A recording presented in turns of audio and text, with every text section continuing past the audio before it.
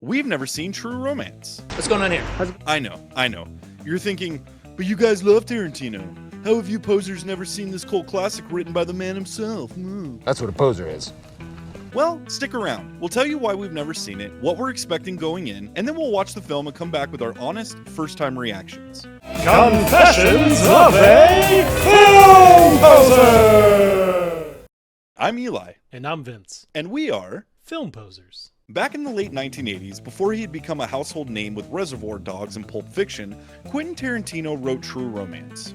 It started as part of a much bigger script, one that would eventually splinter into both True Romance and Natural Born Killers. Tarantino originally wanted to direct it himself, but when he couldn't get the funding, he sold the script to help finance Reservoir Dogs. That makes True Romance one of the rare Tarantino stories he didn't direct, and that's where Tony Scott comes in. Scott, the filmmaker behind Top Gun and Beverly Hills Cop 2, took Tarantino's gritty, pop culture-soaked script and gave it his own sleek, high-energy style. He even softened some of the darker edges and changed the ending, trading Tarantino's tragic finale for something more romantic and fairy tale-like. And then there's the score. Hans Zimmer's xylophone-driven theme, inspired by Carl Orff's Gassenhauer, gives the film the strangely innocent, dreamlike quality that contrasts beautifully with all the ultra-violence. It's part crime thriller, part love story, part road movie, with a cast stacked with early 90s legends like Christian Slater, Patricia Arquette, Gary Oldman, Dennis Hopper, Val Kilmer, and Christopher Walken. I even hear Brad Pitt makes an appearance. When it first hit theaters, True Romance wasn't a box office success,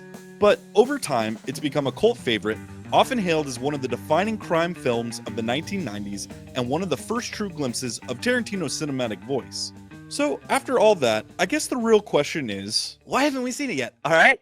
Obviously, Tarantino is my favorite director of all time. Much like, that's like saying, you like to drink water when you're thirsty. But Tarantino is one of the best cinematic experiences of the modern day. Every time a new Tarantino movie comes about in theaters, it's a real event. And I'm excited. Dude, I'm excited. I know I say this every time. I'm particularly excited about this one. This is like a new, to me and to you, Tarantino movie that we've never seen. What's up, Vince? Hey, dude. How excited are you about watching this, and why have you never seen it? I'll tell you why I haven't seen it, but why have you never seen it? I think it's just because I've never really heard of anyone talking about this movie. I think before we decided that we're going to do this, I didn't even know that he wrote this movie. So I'm a noob, dude. Dude, yeah, it's... or a poser. You're definitely a poser, but so am I. And being a Tarantino aficionado, not really aficionado, somebody who likes his work, and somebody who gets excited about his work. I used to live out in Orange County, and I'd go down to his theater, the New Beverly Cinema, in Hollywood, and it was an awesome experience every time. It's like an old movie house, and it plays his prints. But I got to see, I think it was the first showing of Once Upon a Time in Hollywood when it came out, and I loved that movie so much. So this is cool. The reason I've never seen this movie, I've definitely heard about it. Two reasons. One, I've never been particularly interested in watching a Tarantino film that's not directed by Tarantino. And I believe this is, he's got a new series coming out on Netflix it's kind of a sequel series to Once Upon a Time in Hollywood that I'm super excited about. But he's not directing it, he's writing it, but it's being directed by David Fincher. So who knows what that's going to be, dude. That's why I've never seen it. And I don't love Christian Slater, dude, as like a leading man. I'm not the biggest. You know what ruined me of Christian Slater was the Young Guns 2. Okay, I've never seen any of the Young Guns. Have you ever seen Broken Arrow? With Travolta? Yeah, I've seen it. That is the only Christian Slater movie that I think I love. And it's not, by any means, it's not a good movie. It's a great, shitty 90s action film. Yeah. But I can't think of anything else he's in. But it came out around the time of Face Off. And to me, yeah. It's like, if I'm going to watch those movies, I'm definitely watching Face Off. But yeah, I don't know. There's something about Christian Slater. And I had the same thing about Timothy Olyphant from a few weeks ago. And I got some comments about that, about people were like, why don't you like Timothy Olyphant? And it's not like a rational reason. I don't know. I just don't necessarily buy him in the things that I've seen him in. Again, I can't really recall. Like, I don't like him in Young Guns 2. Young Guns 1 is one of my favorite movies of all times. I cannot believe you just said you've never seen them. Nope. Definitely going to have you watch that and then come back on this channel and report it. I'm looking forward to True Romance. I'm looking forward to getting some Tarantino flavor. I'm expecting a lot of violence. I'm expecting a lot of Tarantino fast wit dialogue. I'm expecting a lot of Tarantinoisms, fast paced. Everybody's on coke. I'm expecting that. I don't know how it's going to be delivered as like through Tony Scott's lens, who did like Top Gun. So it's like a Tarantino movie directed by the guy who did Top Gun. So I'm not sure how that's going to pan out, but I expect big things from this movie. I'm expecting to at least feel Tarantino in there. And we will. That being said, we made our list of our favorite Tarantino movies. Do you have your list ready? Yes, we do have our Tarantino list. I'm interested to see where we line up or where we don't line up on this. I think so you're gonna hate my list, so I kind of want to go second. Start with number 9 and go all the way back. I'll start if you want. That's totally fine. I'm confident in my list. So you said number 9. He's done 10 movies technically. You batched up the Kill Bills? Kill Bill, we're calling it Kill Bill, The Whole Bloody Affair, because that's coming out to theaters, the 4-hour cut, which I don't know has been seen since it came out back in, 2003? I don't know if he's done The Whole Bloody Affair since then. I know he's done it at the New Bed, but I've never seen it, and I can't wait to go see it. So I'm counting him as one movie. I think I've only seen them once. My mom was a huge fan of them. I never watched them with her, but we went to the Hollywood Forever Cemetery, and we saw the double feature. And that was the first time I ever saw it. That was fantastic. That was such a great setting to watch those movies. Yeah. But so what's your number 9? Start at number 9. We'll count backwards. All right, number 9. I think you're gonna hate Jackie Brown. Now, okay, and we'll try to make this quick so we can get to the movie. But is Jackie Brown, you don't like it as much because you haven't seen it in a while, and when you watched it during that time, you maybe weren't as big of like a Tarantino guy or didn't have reference for other Tarantino movies, or it's just not your favorite? This was a movie that you told me to watch because we both love Tarantino, and it was on the list of things I've never seen. I watched it. I can't remember any of it. Samuel L. Jackson's in it. Is that right? Dude, Samuel L. Jackson, but Pam Grier's in it, son. Yeah, Pam Grier. That's one that I'm completely down to rewatch because I don't think when I watched it, I gave it the respectful watch that it deserved. Dude, I think you will appreciate it way more. To me, Jackie Brown is the most Tarantino film. So I don't decry you that. I understand at face value. I mean, that was his follow-up to Pulp Fiction, so I totally get it. But moving on, number 9 for me. Hold on. I'm going to guess your number 9. Okay. Death Proof. Ding, ding, ding, ding, ding, ding. You hate that movie, and I love it so much. I don't hate it. And I think in the Grindhouse setup with Planet Terror, like the two of those guys combined, great movie. I'll just say that it's not my favorite because it's not a full, in my opinion, Tarantino movie.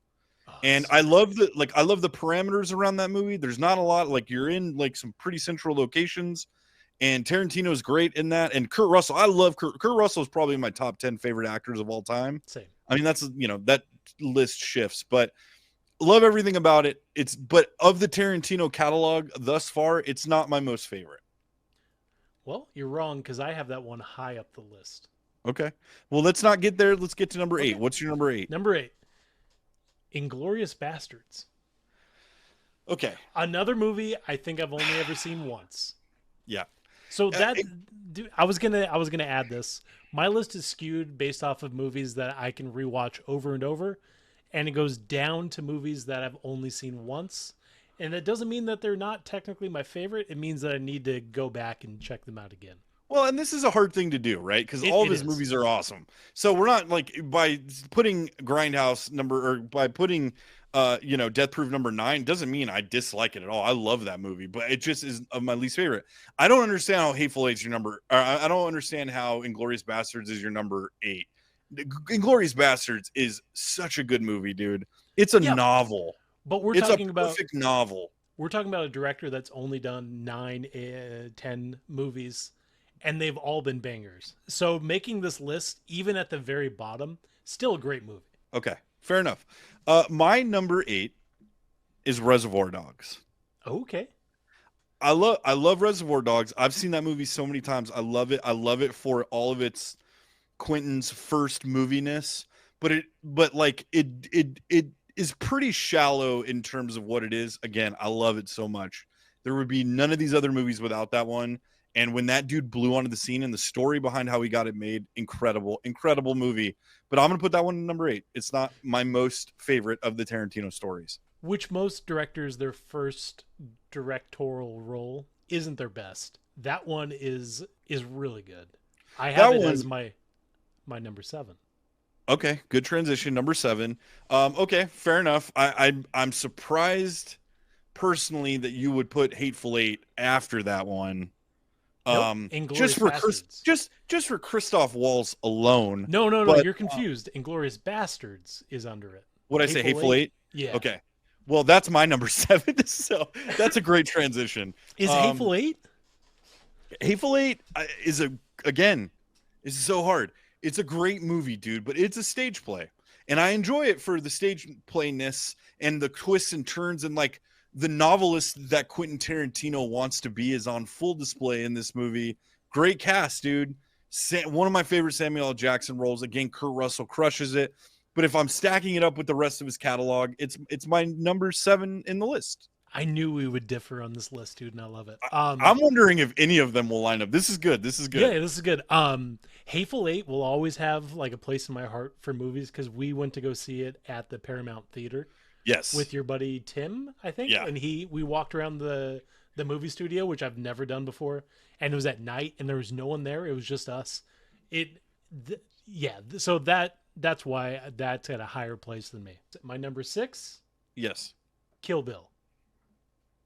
1 and 2. Dude, are you serious? I'm serious. Okay. Okay. I'm telling you, Death Proof is up there, dude. Okay. All right. My number 6 is Inglourious Bastards. Again, fantastic movie. You know, I think this one goes outside of all the other Tarantino movies. It's almost like a foreign film in certain regards, but then you have like the Bastards element. You have Brad Pitt. You have Christoph Waltz is in that movie. Christoph Waltz is just pitch perfect, dude. I love that one, but that's my number 6. I'm sorry. What was your number 6 again? Kill Bill. Kill Bill. Phew, that's wrong. Why is Kill Bill so low on your list? I'm interested. I really liked. It's not so low. It's number 6. It's above Inglorious Bastards for me. So that's saying something because I really do like Inglorious Bastards. Okay. Kill Bill, I've only seen it once. I've only seen in the cemetery once. So again, the movies that are lower on my list are not because I hate them by any means, but it's because I haven't rewatched them. No, but this is a hierarchy of opinion, and you still rank this one pretty low. And I'm just surprised. And you'll see why. You'll see why I question it. Will you come out here?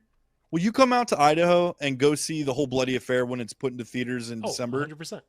December. Can you make that commitment, bro? I can make that commitment. I All right, have something to do in the beginning of the month, and then the rest of the month is free. Now, what's your number 5? My number 5 is The Hateful Eight.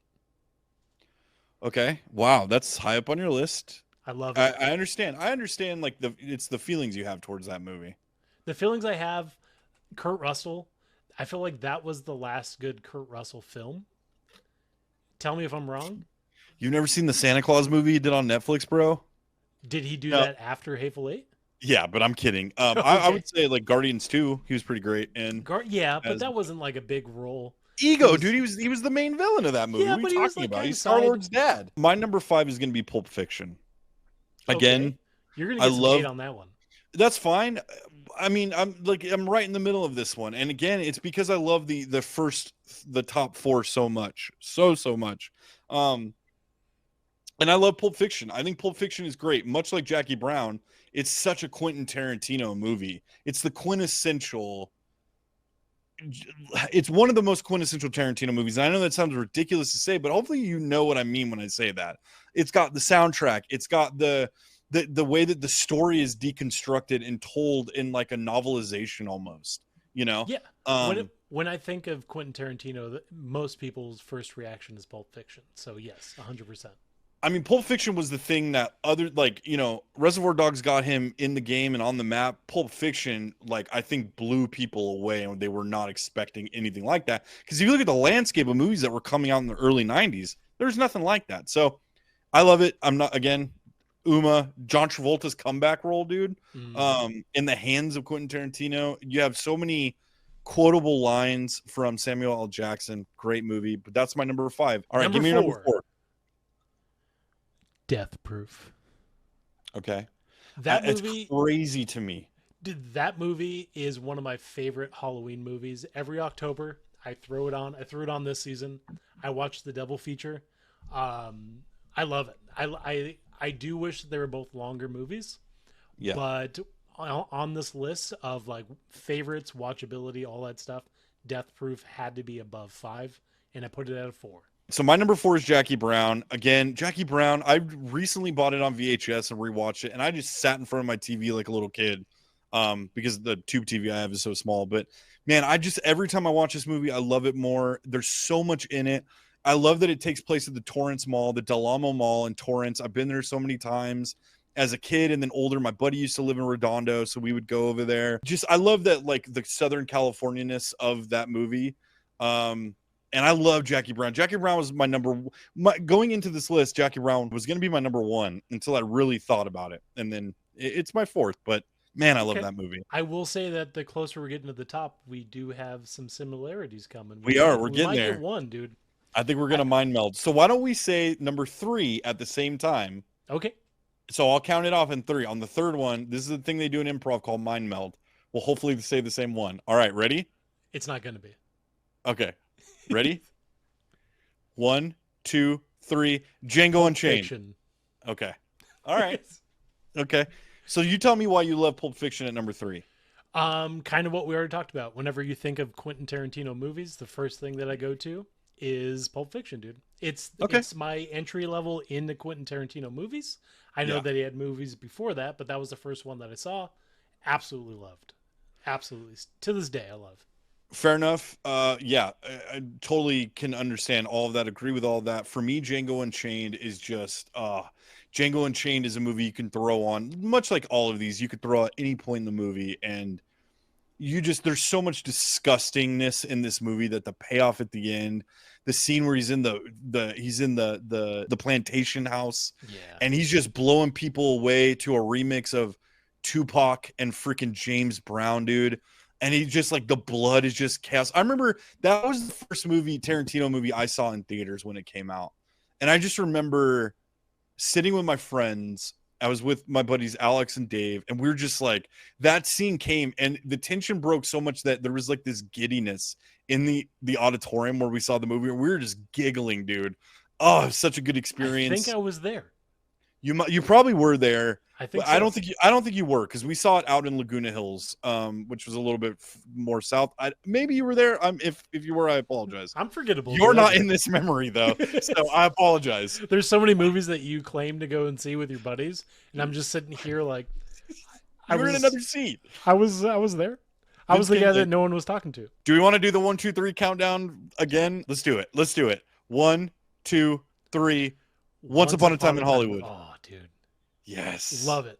Love that movie so much. Dude, I love that movie so much. It's not even so, admittedly, a lot of this one is around the feelings. Like I said, I saw it at Quentin Tarantino's theater, first showing. My wife's cousin, who's also a movie head, such a rad experience being in the house of Tarantino, and everybody there is so invested. Guillermo del Toro was in the audience. I saw Guillermo del Toro after, like, outside just talking to people like a normal person, and then he crosses the street on Beverly and gets in like a Corolla, and I was like, I love that man so much, dude. Memo. I'm surprised you didn't stop him and berate him for how. No, I didn't. It was so great, dude. No, I don't have the balls to do that, and because that dude made a movie, so it's like respect to him. I would have gone after movies. I would have gone after Crimson Peak if I was going to go after him for any movie. Which we did see together, and we both hated it. Yeah, we'll get to Guillermo del Toro hopefully in a couple weeks. I think we're going to talk about Frankenstein. Once Upon a Time in Hollywood just has everything. When you went into the New Beverly, they had all of these fake movie posters for Rick Dalton, and it was just so dope. Dude. And then like later I went and took my mom to see that movie, and I'll never forget, much like my experience in Django Unchained, me and my mom, I'm getting emotional, me and my mom laughing at the scene where Brad Pitt smokes the acid cigarette and he's high and he's killing the Manson family. Me and my mom were just looking at each other laughing, dude, the entire time. We're both sober. But yeah, great experience with that movie. That's our number 2. I'm glad we have one in agreement. It came out, I think, the first year that I moved to Oregon, and I was so sad because you told me you were going to see it at the theater, and I was bummed. But yeah, I watched that one 3 times in the AMC in Beaverton, and I couldn't get enough, dude. Still to this day, it's so good. The book, it's so good. The book that he wrote that kind of expands on the story. I don't know if you read it. I have. Good. So good, dude. All right, number 1. You go first because you've already said my number 1. Django Unchained. Yes. Christopher Waltz. Yeah, Christoph. That's the guy's name. Christoph Waltz. Dude, Christoph Waltz. Love him. Love him in that movie. Love King Schultz. That he is. I don't even know how to explain his character. You have Django going, and he's pretty much trying to find his wife and earn his freedom, which he kind of already has. DiCaprio is just a devil. And then you have Christoph. How do you say it?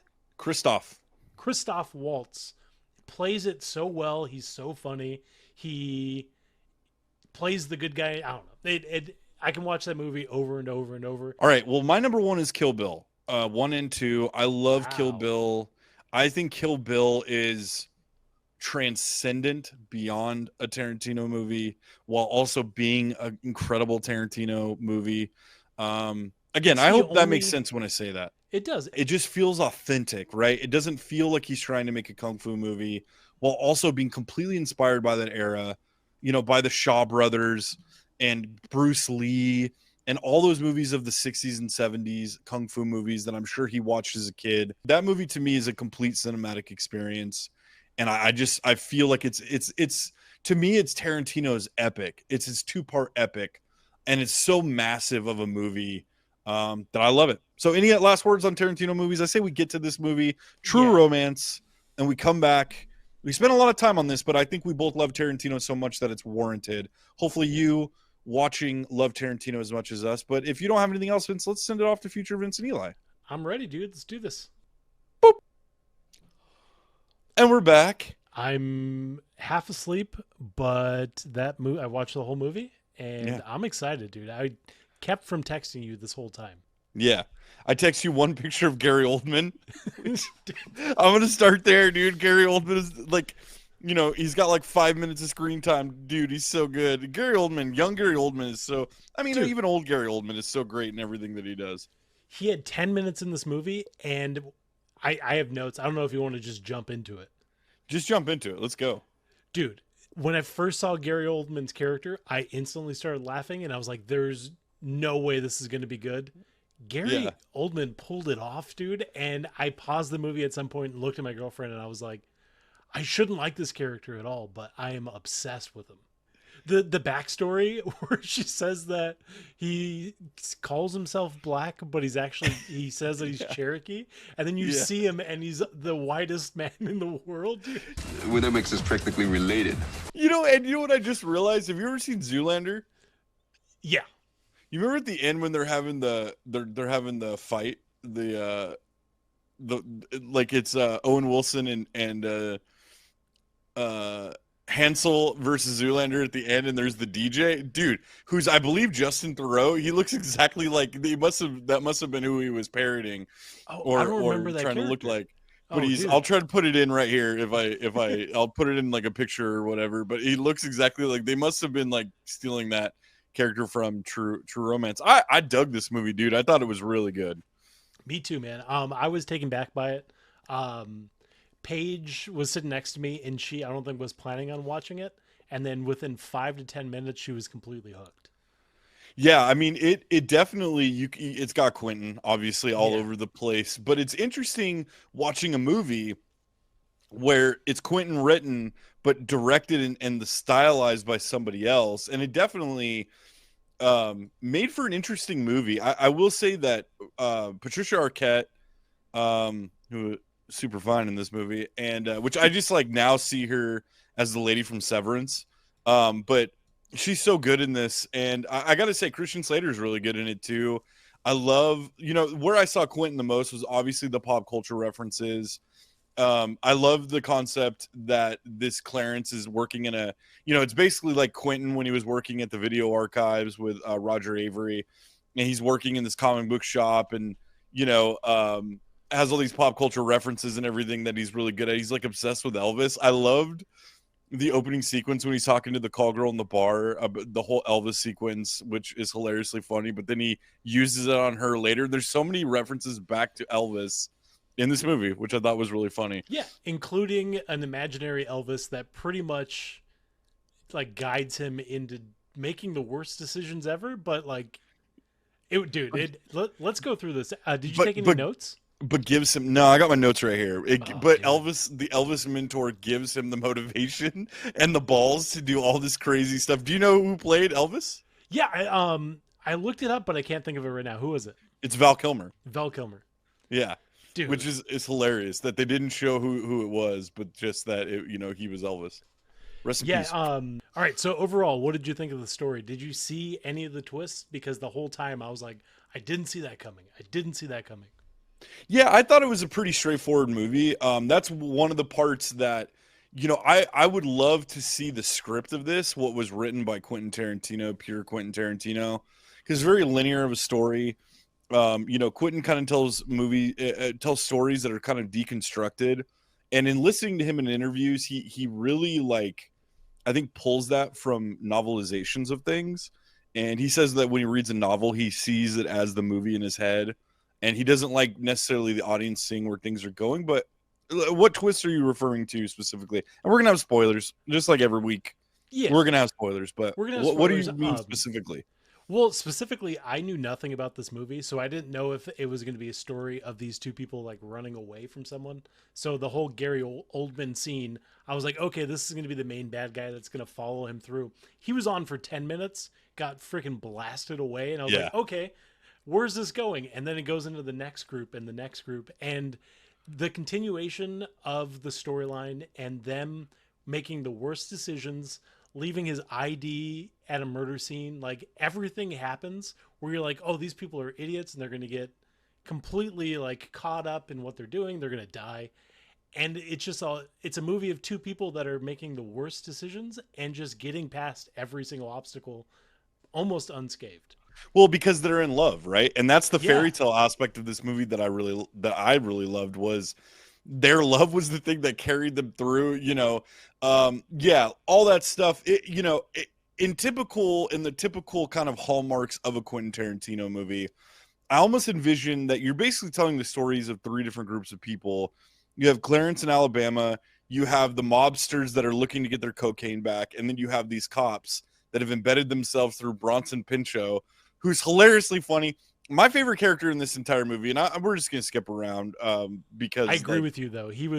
I love that guy. He's the funniest in everything. Funniest in everything. He's in Beverly Hills Cop for 4 minutes and is the funniest thing in that movie. I mean, that movie's hilarious, but his scene steals that show. It's not even 4 minutes. I mean, but the movie producer, I think, was my favorite character in this whole thing. Every line was so funny, and that's the one thing that I didn't know what angle he was playing. And so what I'll say is, where the Quentin-ness I felt like was lacking was in the tension building of these scenes. Where it was very evident was the scene between Dennis Hopper and Christopher Walken when he's interrogating him, trying to get the information. That scene was pure Quentin Tarantino. Yeah, it was. Which I think we talked about before we started this, trying to see what we're going to pick up from Quentin and then what we're going to pick up from what's the name of the director that did it? Tony Scott. It's brother of Ridley Scott, who did Alien and all kinds of stuff. Rest in peace. He's no longer with us either. I feel like instantly from the story writing, you could tell that this was written by Quentin Tarantino. Just the way that he's talking about Elvis and that whole scene that I don't want to quote. So it's good. Very, very dark. And instantly I was like, okay, this is a Quentin Tarantino written movie. The dialogue is 100% that.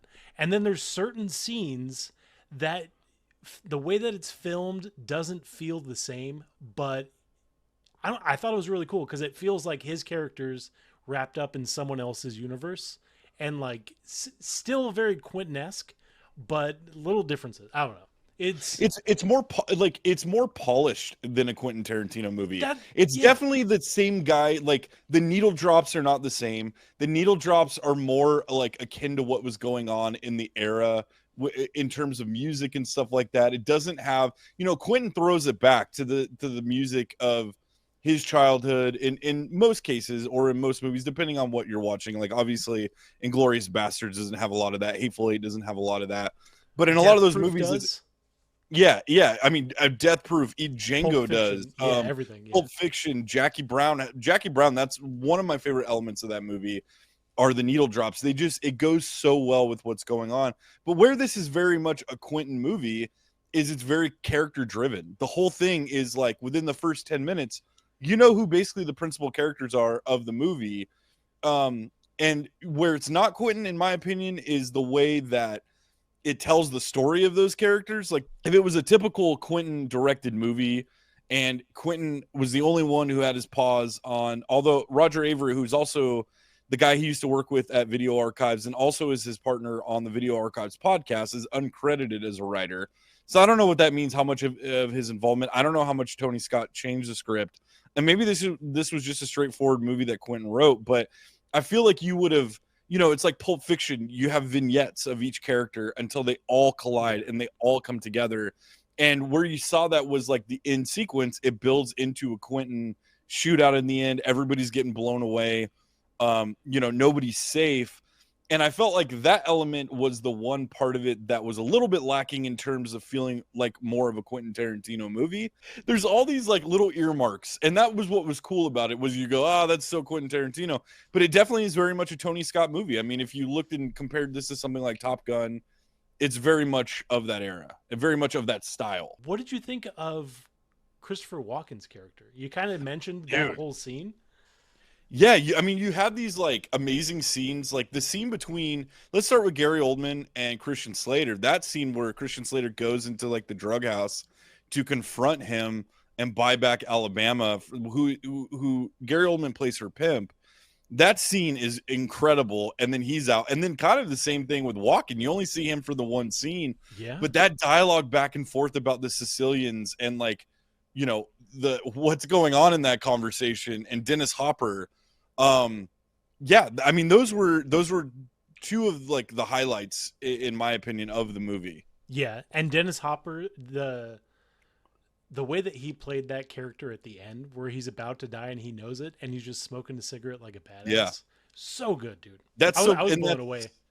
And that's so Quentin. Yeah. I will say that like it was cool. James Gandolfini, pre Tony Soprano, dude. but he's right on, like he's only a few years away from Tony Soprano, and you see it in that role. Other than like the heavy New Jersey accent, like he's got the hallmarks of Tony Soprano in the scene where he's just beating the hell out of Alabama, which is a brutal scene. I mean, It really is. that felt more like a Quentin scene where it was like it just went for it, and then it showed her resolve and her, her will and her like being back poop crazy, dude. And like the thing with the like corkscrew, I thought was awesome, and how they paid that off so well about being this little flimsy weapon. And he even acknowledges and says, I'll give you one chance. Come, Rips why his shirt. don't you stab daddy? Why don't you stab daddy? And then like they paid it off. That's the thing she uses in the end to kill him. But that sequence was really cool. Yeah. Dude, let me see. What did you think of the Jamaican music in the emotional scenes? Well, it wasn't like that's the Hans Zimmer score. Yeah. Like the What'd you think of the xylophone score in driven. general? I didn't think the score was like that great. I thought it made it unique to this movie. Yeah. But I didn't find it to be something like, it was a little bit confusing. It was a little discombobulating, Yeah. and maybe that was the point. That's what I meant about the Jamaican music. Like whenever she spills the beans that she's a call girl, whenever he's talking to his dad, and then I think towards the end too, which it totally sums up at the end that they go to Cancun, and I guess that's supposed to be music for that. So it's kind of like portraying that that's their end step, and like that's the start. of their future, but Yeah. it pulled me out of every emotional scene. And that, if I had anything to say bad about that movie, it would be the score. I was not a fan. Yeah, I think the score kind of makes it feel like a 90s movie too. And a score can definitely do that too. It's like if you watch something like Young Guns, the score to Young Guns does not match up with the time period of that movie. Not that it needs to, but it's such an 80s score that you're watching it.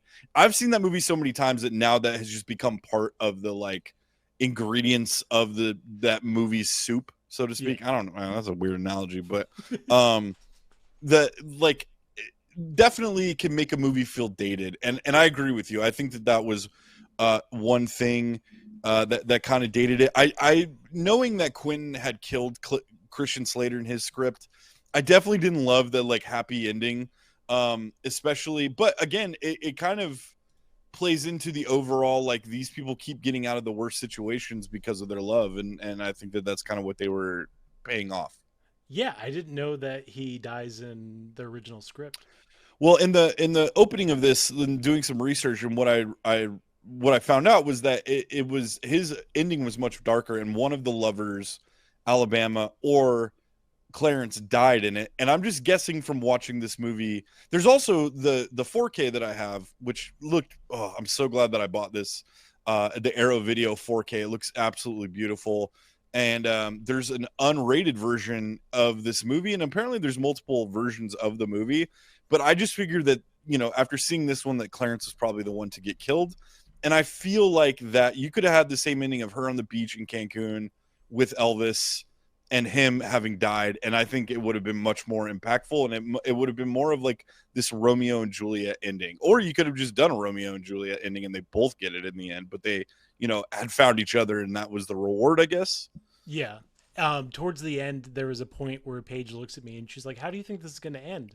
And I was like, "Everyone dies, dude." Yeah. And I was pretty damn close. I guess that kind of goes with what the original would be, a Quentin Tarantino movie like this. Yeah. You would imagine the ending of the story is everyone that was involved is done. I'm going to give this one the rewatchability. I'll give this one a 4 out of 5. The only reason it's not a 5 out of 5 for me is because I do feel like it was a little bit too polished in certain areas. If you would have thrown a little bit more dirt on this movie, I would have loved it even more, but I thought it was pretty great. I mean, it held up really well. It had some of the dialogue. You know, I love those Quentin scenes where the dialogue is just, he'll sit there for like 10 minutes. You know, it's like I think of the scene in Inglourious Bastards where they're in the pub and it's when the two American spies or the British spies and the American spy, I don't think it's American. Yeah, it's the American spy and the British spy go in, and the Nazi figures out because like the British spy was born in Germany, but his accent is off. Like he just lets that scene breathe, dude. There wasn't a lot of that. You saw it a little bit with the interaction between Clarence and Gary Oldman. And I don't remember his character name, so forgive me, but we all know who Gary he was playing. And then the scene with Walken and Hopper was the one that was most, that you could tell that he probably, Tony Scott was like, this scene is so good, you got to just sit with it, and it just built that tension up. And His he, name you know, was Drexel. Yeah, I remember that because when she's getting the tattoo, he asked her, he's like, "What's a Drexel?" But I love the line that Walken says too when he shoots Dennis Hopper. He goes, "I haven't killed anybody since 1984," and then he just like is pumping this dude full of lead. And yeah, I thought it was great. 4 out of 5 from me. Dude, he gives so much like backstory and character to these mobsters. James Gandolfini's character, whenever he's fighting her, he's like giving her a form of like respect that she's like fighting back. He personalizes these killers in like the fact that this is their normal life. They all kind of like had respect for the fact that the girl was trying to fight them back and like continued to fight them back and obviously killed them. But there's just little things that they say. Christopher Walken's character, like you already said, where he talked about he hasn't killed anyone since '84. Like he just personalizes these characters and makes it like it's an everyday task for what they're actually doing. And these people are so far out of it. What would your rewatchability score be on this one? I'm gonna go 5 out of 5. I was blown away by this movie. It would probably be within top 4 Tarantino movies for me now after seeing it. I'll give it some time to see if it's just because I'm excited about it now, but I was absolutely blown away. It was great. Great movie. Yeah, I agree. It was really good. I will say that the only thing, if I could change anything about this movie, I would want to see the Tarantino directed version of this movie. And That'd be that's, fun. I tried to watch it without that kind of prism and try to forget that Tarantino wrote it, but there's just so many hallmarks of a Tarantino written thing that I just couldn't help but be like, man, I wonder how this would be different if Tarantino did it. And but I'm glad that like we got to see, and I'm sure the same thing when the Cliff Booth series on Netflix. Again, I don't know how that's going to work with David Fincher directing it. It's going to be weird, but I'm interested to see how that plays out too. I have one more thing to add. My Okay. favorite line in the entire movie: Gary Oldman at the end looking at his friend and saying, "Is it White Boy Day?" I was dead. All right, with that, let's wrap it up. Let's say goodbye. Thank you so much for watching. Let us know in the comments what you think about True Romance. Does it live up to the other Quentin Tarantino movies? What are some of your favorite parts? If you haven't subscribed, go ahead and subscribe. Come back. Go watch some of the other ones that we've done and other movies that we've watched for the first time. We are Film Posers, and we're just, we're trying to bolster our filmography of movies that we've seen. But we appreciate, you stopping by and watching. This is a little bit longer, but we love Tarantino, so it's apt. But you want to say goodbye to the kids, Vince? Goodbye. Bye. Confessions of a Film Poser.